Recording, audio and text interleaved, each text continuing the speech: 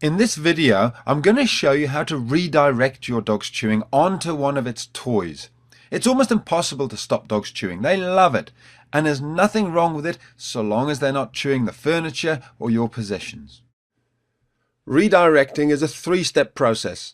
First of all, you need to find a toy which your dog is allowed to chew, such as a piece of wood or a raggy doll or something.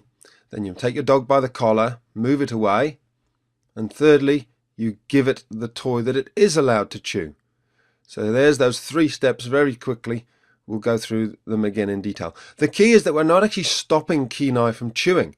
We're just redirecting it. So many dogs and puppies love to chew. There's nothing wrong with that. We've just got to help them understand some things they're not allowed to chew and other things it's fine to chew them.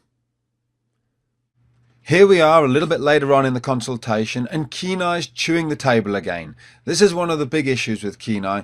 He's been chewing the table for several months, so it's a habit that's going to take a few hours at least to break. All we do is move him away very quietly and calmly. We don't give him any attention by speaking to him, and we simply redirect him back onto his stick. And look how quickly he trots off with it this time.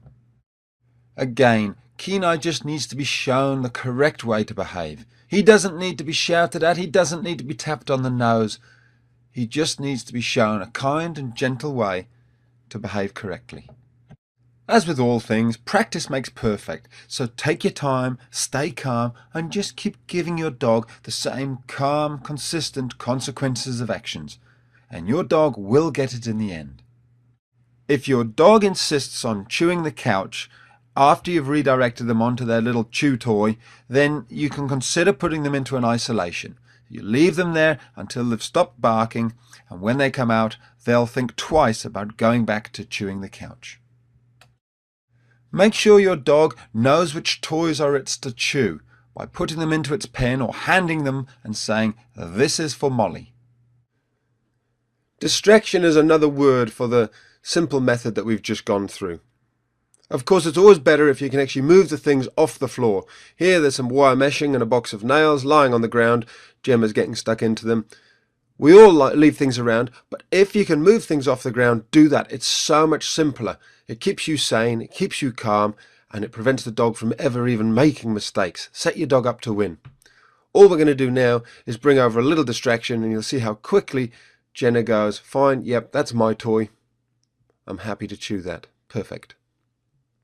Of course, inside the site there's a whole load more videos about how to stop chewing and mouthing and biting and stealing things. But just remember, there's always those practical things such as not leaving things around on the floor. And the most important thing of all is establishing yourself as the pack leader. If you're not the pack leader, then of course your dog never really will take any notice of you, and everything will become a game. That's all covered off inside the onlinedogtrainer.com. I hope you join us. We're going to have lots of fun together.